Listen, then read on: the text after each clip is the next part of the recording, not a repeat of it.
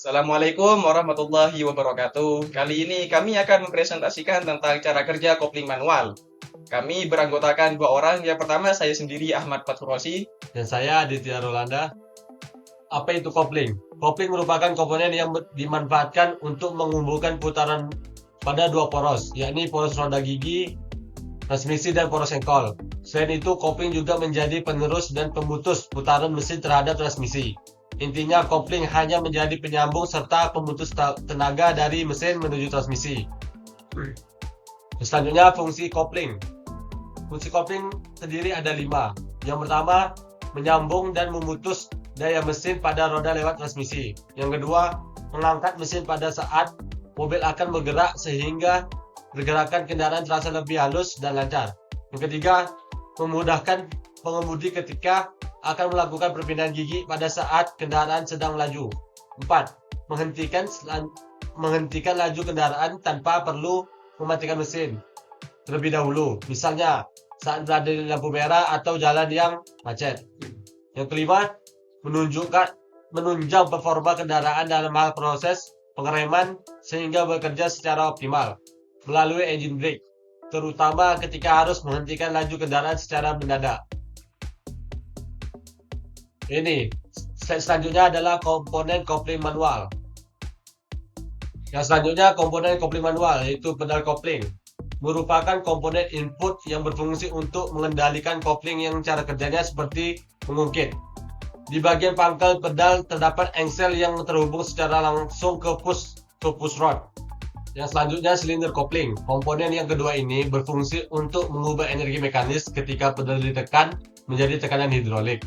Berdasarkan fungsinya tersebut, terdapat dua bagian dari muscle silinder kopling, yaitu bagian atas dan bawah. Untuk bagian atas dihubungkan ke komponen push rod, sehingga bisa menerima tekanan secara langsung pedal kopling.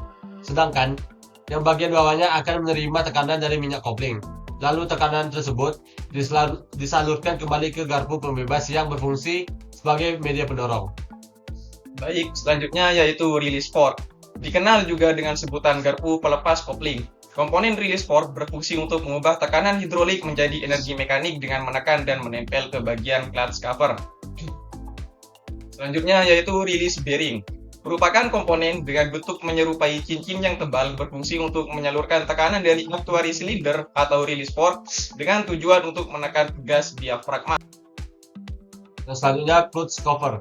Merupakan penutup kopling yang berfungsi sebagai rumah alat menekan dan pegas diafragma. Clutch cover terhubung dengan flywheel sehingga akan turut berputar pada saat flywheel bergerak. Ini dikarenakan letaknya meliputi kapas kopling yang langsung terhubung dengan flywheel dan memberikan tekanan yang diperlukan guna menahan cakram kopling mobil ke flywheel. Yang selanjutnya pressure plate.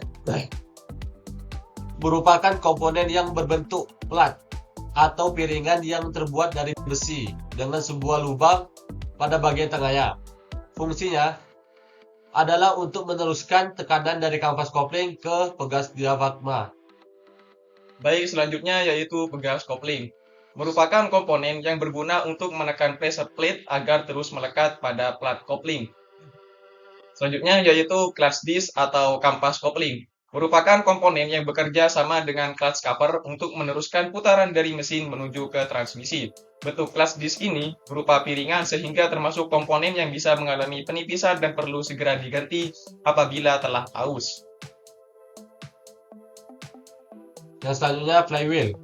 Komponen ini bentuknya seperti cakram logam berukuran besar yang terhubung dengan poros engkol mesin bagian belakang.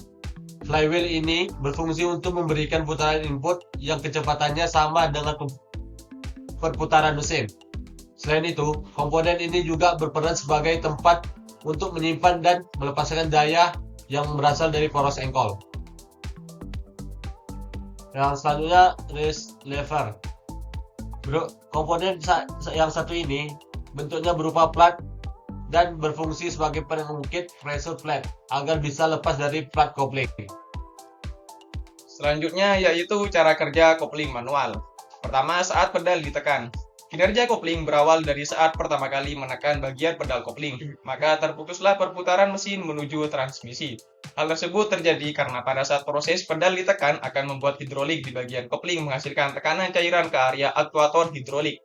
Tekanan cairan itu sendiri timbul karena adanya fluida yang mengalir menuju ke release bearing. Dengan begitu, release lever secara otomatis akan ditekan sehingga berdampak pada bagian plat pressure yang terungkit. Nantinya bagian plat kopling menjadi terbebaskan dan muncullah celah sehingga tidak bisa menekan clutch disc. Hal ini membuat flywheel dan cover kopling tidak berputar karena telah terbebas dari kampas kopling, sedangkan bagian poros transmisi dan kampas kopling tidak akan berputar. Selanjutnya yaitu saat pedal dilepaskan.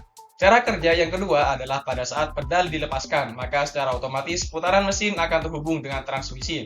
Di kondisi ini, release bearing pada kopling tidak melakukan penekanan ke pegas clutch cover atau kembali ke posisi awal. Berbeda dengan plat penekan clutch cover, kondisi tersebut membuat komponen ini justru menekan dan menjepit bagian clutch disc. Apabila ini terjadi, maka tenaga mesin akan langsung terhubung ke bagian transmisi. Yang selanjutnya itu sistem kopling atau bagian-bagian dari kopling. Yang pertama itu yaitu clutch pedal, yang dimana itu berada di bagian dalam mobil atau yang sering diinjak untuk menekan kopling. Yang selanjutnya itu masalah silinder kopling, yaitu ada dua bagian, yaitu ada di bagian bawah dan bagian atas. Yang selanjutnya disc sprock itu berada di bagian dalam transmisi, yaitu bisa disebut juga seperti garpu atau tuas. Yang selanjutnya wrist bearing. Wrist bearing ini menyatu bersama wrist fork karena itu bagian dari sistem kopling yang berada di input shaft. Dan selanjutnya diagram spring, yaitu menekan atau melepaskan. Yang selanjutnya pressure plate. Dan bagian selanjutnya yaitu clutch disc atau kampas kopling. Dan selanjutnya flywheel, bisa disebut juga dengan roda gila.